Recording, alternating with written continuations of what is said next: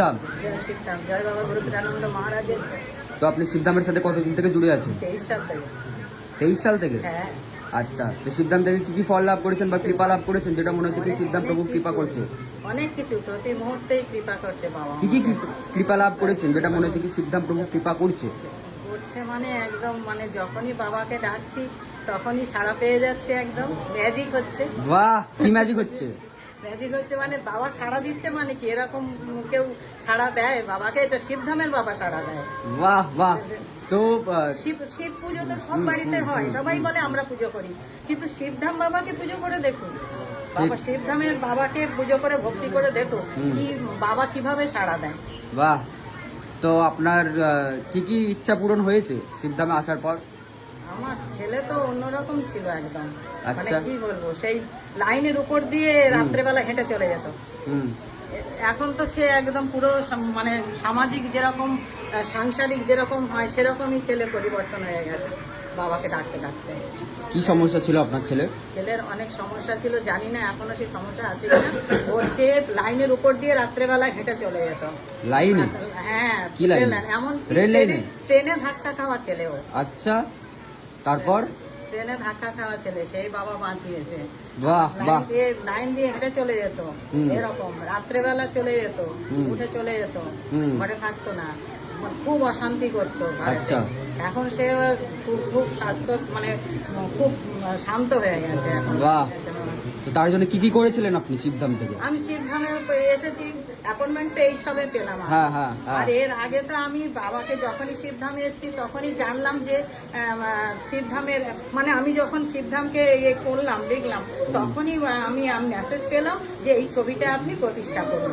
তখন আমি ছবিটা প্রিন্ট আউট করে ছবিটা আমি প্রতিষ্ঠা করলাম, তারপর শিবধামে আসলাম, এসে আমি মানে জানলাম এত কিছু, মানে পূজা করতে হয় এ করতে হয়। এখন আমি প্রত্যেকটা সোমবার করি বাবার নামে, বাবা করায় তাই করি। যেভাবে বাবা করায়, যেভাবে পুজো করায় আমি সেভাবেই করি।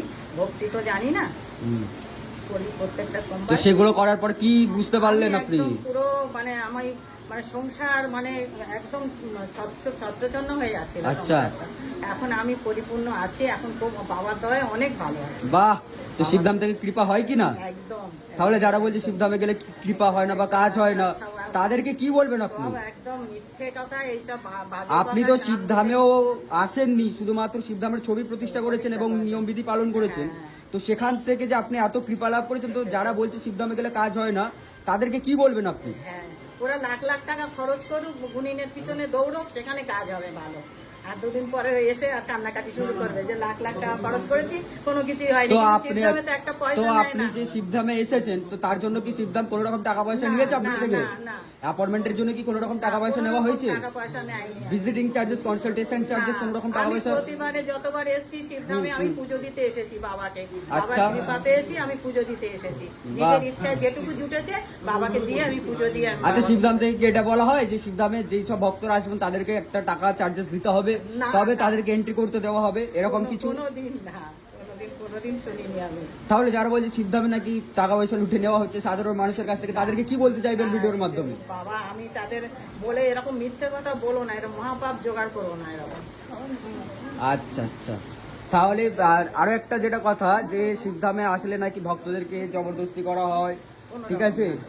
তো আপনি কি বলতে চাইবেন সেখান থেকে? কোনো রকম না। যদি আমি ভাবছি যে এই কলিযুগে বসে যদি কেউ বাঁচতে চায়, বাঁচার রাস্তা খুঁজতে চায়, তাহলে শিবধামে বাবার চরণে, শিবশম্ভুর চরণে আসো, বাবা পীরানন্দ মহারাজের চরণে আসো। তিনি একটা পথ দেখাবেন, নাহলে কেউ পথ দেখাতে পারবে না। হাজার হাজার লাখ লাখ টাকা লুটে নিয়ে নেবে, সব কিচ্ছু কাজ হবে না। ঠিক বলুন। জয় শিবধাম। জয় শিবধাম। জয় শিবধাম। জয় শিবধাম। আমি সবাইকে বলি শিবধামে একটাবার গিয়ে তো দেখো কত টাকা তোমাদের লুটে নেয়, একটাবার যাবে তো সেখানে। ঠিক। হ্যাঁ, মানে ওসব লোকের কথা শুনে, বাজে কথা শুনে এইসব না করাতে আমি ইয়ে করি যে না, তুমি শিবধাম বেশি দূর নয়। শিবধাম এমনকি ফেসবুকে যারা দিচ্ছে আমার বাচ্চাটা এই হয়েছে ওই হয়েছে, আমি তাদেরও মেসেজ করি যে শিবধাম মানে আদর্শ বিদ্যা মন্দির দমদম বেশি দূর নয়, সেইখানে গিয়ে একটু দেখুন, শিবশম্ভু বসে আছেন কৃপা করার জন্য। ঠিক ঠিক, একদম শিবশম্ভু কৃপা করবে। এরকম কোটি কোটি টাকা আমাদের মতন গরিব মানুষের নেই, হতে পারে না, এরকম জড়ো করতে পারা যায় না, কিন্তু শিবধামের যদি- শিবধামই আছে একমাত্র যে একমাত্র- কিনা ভক্তদেরকে বিনামূল্যে সেবা দিয়ে চলেছে, তাই নাকি? সেবা দিয়ে চলেছে। শিবধামে চলে যান। হ্যাঁ, আমাকে আবার কমেন্টে লেখে, এটা কি আপনি সত্যি বলছেন? বলছে নাকি শিবধাম বাবা অ্যারেস্ট হয়েছে। আমি বললাম ভুল কথা, এসব ভুল কথা, এসব ভুল কথা একদম করবেন না। এসব খুব বদমাইশি লোকের এসব কারুকার্য। এটা আপনি শিবধামে বেশি দূর নয়, শিবধাম দমদমে চলে যান, বাবা কৃপা করার জন্য বসে আছে, কেউ পারবে না কৃপা আচ্ছা, করতে। বলুন জয় শিবধাম। জয় শিবধাম।